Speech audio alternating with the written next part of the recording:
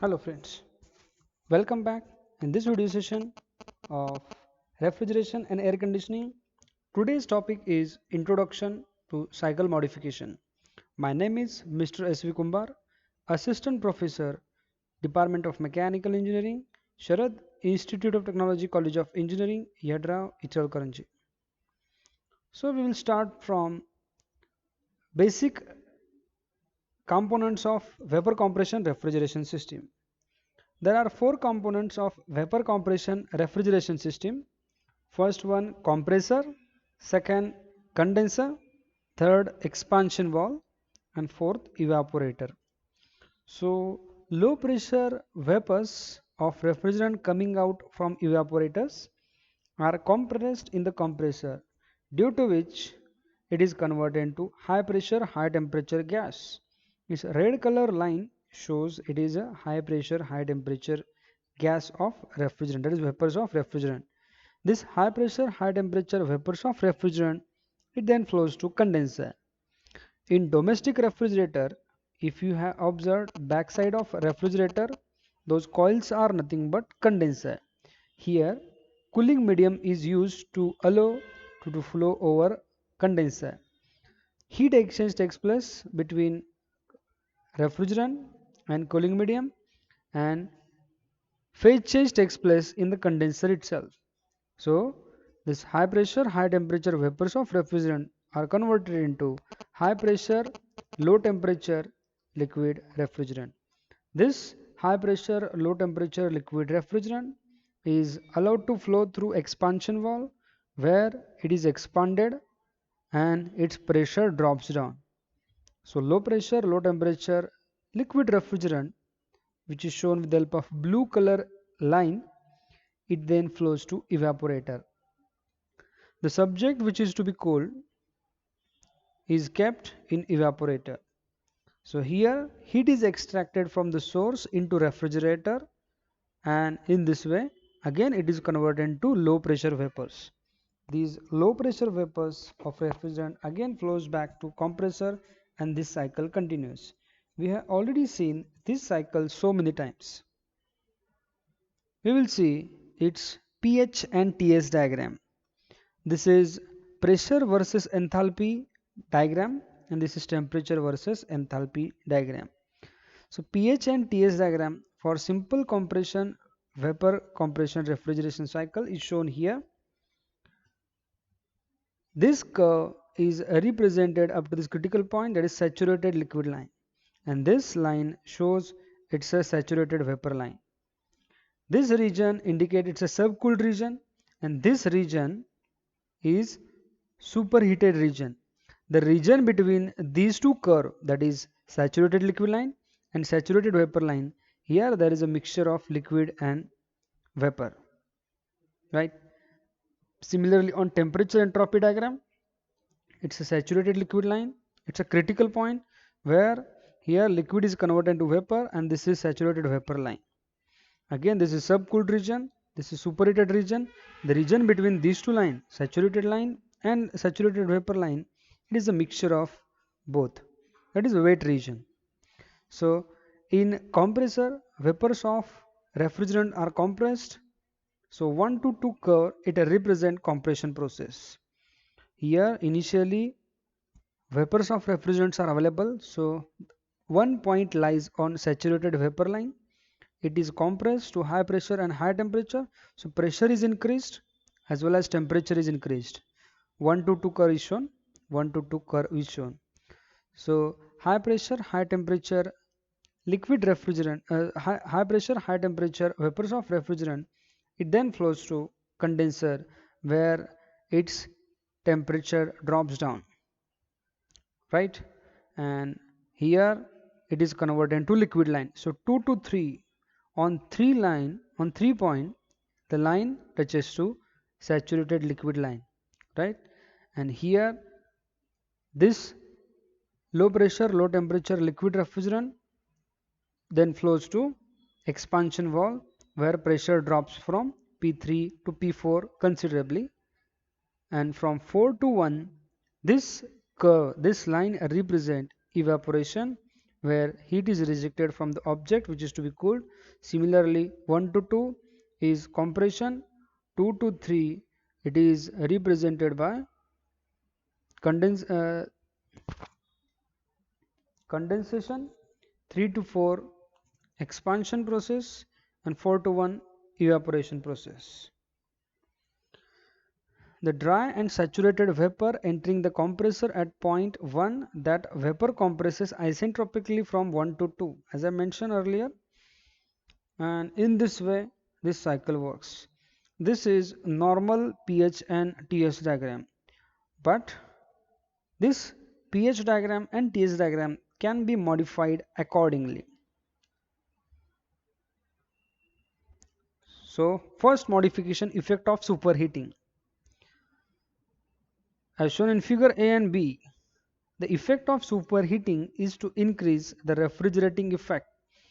Superheating means initially the vapors of refrigerants are heated, but this increase in refrigerating effect is at the cost of increasing amount of work spent to attain upper pressure limit, since the increase in work is more as compared to increase in refrigerating effect. Therefore, overall effect of superheating is to give low value of COP, because initially superheating of refrigerant should be done outside, and after that compression process will start. Again 2 to 3 this curve represent condensation, 3 to 4 expansion in throttle valve, 4 to 1 here evaporation, and 1 dash to 1 it represents superheating here as well as here. So for that purpose some external device has to be used. That's why COP of this superheating will go down. Second, effect of subcooling. First we will see what is subcooling effect. Subcooling is the process of cooling the liquid refrigerant below the condensing temperature for a given pressure. Here, if you observe carefully, 1 to 2 compression, 2 to 3 condensation, and here 3 dash to 3, it's a saturated liquid line, and this part is undercooling. Right? On this TS diagram, 3 to 3 dash is undercooling. So in figure the process of subcooling is shown by 2 dash to 3 dash. So this is as an evident from the figure. Effect of subcooling is to increase refrigerating effect.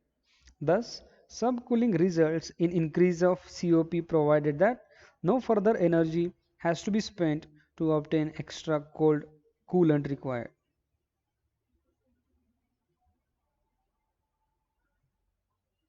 So this is condenser, compressor, extra heat exchanger has to be used for subcooling, and this is again pH and TS diagram. Now factors affecting the performance of refrigeration plant. As the COP gives the performance of refrigerating plant, the COP of vapor compression refrigeration plant is mainly affected by operating condition of the plant as well as maintenance aspects of plant. The operating condition of refrigeration plays a very important role on the performance of refrigeration system. The important factors which are affecting the performance of vapor compression refrigeration system are: first, evaporating temperature, because after evaporation the temperature of refrigerant is increased. So vapors of refrigerants are formed, low pressure vapors of refrigerants are formed. Second, condensing temperature, which is very important, because in condensation process the heat energy is extracted from refrigerant and refrigerant is converted into liquid refrigerant. Third, subcooling of liquid refrigerant. Fourth, superheating of suction gas. Fifth, heat transfer at evaporator condenser. Sixth, presence of non-condensable gases in the system itself. 7. Volumetric efficiency of compressor. 8. Multi-stage compression and throttling system. 9. Design of plant components. And 10. Maintenance of plant. These are the different factors affecting the performance of refrigeration plant. So first, effect of evaporating temperature. As we have already discussed, the evaporating temperature of the plant is maintained depending on the temperature requirement for the given application. Lower evaporating temperature reduces the refrigerating effect per kg refrigerant circulated in the system and increases the work of compression, leading to reduction in COP of the plant. Therefore, it is desirable to operate a refrigeration plant with highest possible evaporating temperature, and undue lower evaporating temperature should be avoided. So second, effect of condensing temperature. The condensing temperature is fixed by the temperature of cooling medium available as well as the efficiency of heat transfer at the condenser. The rate of heat rejected at the condenser is a function of overall heat transfer coefficient, heat transfer area, and the temperature difference between refrigerant and cooling medium. Lower condensing temperature is desirable to get higher COP of the system. The efficiency of cooling tower is very important to get lower temperature of water for water cooled condenser of the plant. In case of evaporative condenser, dry bulb temperature, wet bulb temperature and velocity of air plays very important role in the heat transfer at the condenser. It is possible to save energy by operating the refrigeration plant during colder hours of the day. Third important parameter is the effect of superheating of suction gas. Already we have studied, if we preheat the gas, we have to pay cost for that. So for trouble-free operation in the refrigeration system, a little superheating of suction gas is desirable to eliminate the chances of wet vapor compression. However, excess superheating of suction gas is not desirable as it increases the work of compression and piston displacement of compressor. It also causes compressor head cooling difficulties in tropical countries like ours. The power consumption for compression of refrigeration under superheated condition will increase due to diverging nature of isentropic line. Fourth important parameter, heat transfer at evaporator and condenser. The efficiency of heat transfer at condenser and evaporator is greatly influenced the performance of the plant. The design of these components of the plant to achieve maximum rate of heat transfer under the practical condition is very important consideration. The rate of heat transfer is a function of overall heat transfer coefficient U, heat transfer area A, and the temperature difference that we have already studied. Efficient cleaning of condenser and defrosting of evaporator at regular interval is important to achieve higher U value. It is necessary to examine the factors affecting the rate of heat transfer depending upon the type of evaporator, condenser to optimize the rate of heat transfer.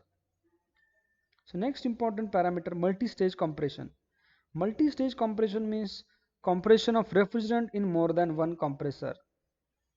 Generally, this multi-stage compression is usually practiced to manufacture single-stage compressor with compression ratio around 7 to 8. However, for large capacity plant, even in this pressure ratio, multi-stage compression is employed. The compressed refrigerant vapor after first stage compression is passed through flash chamber where it becomes saturated by cooling at intermediate pressure. Multi-compression system reduces the work of compression as well as improves the volumetric efficiency of the compressor and decreases the temperature of refrigerant gas leaving the compressor. The efficiency of this system plays significant role on the capacity of refrigeration plant. Optimum interstage pressure is necessary to maintain in order to achieve maximum advantage of two-stage compression system. So this concludes today's video lecture. Thank you very much.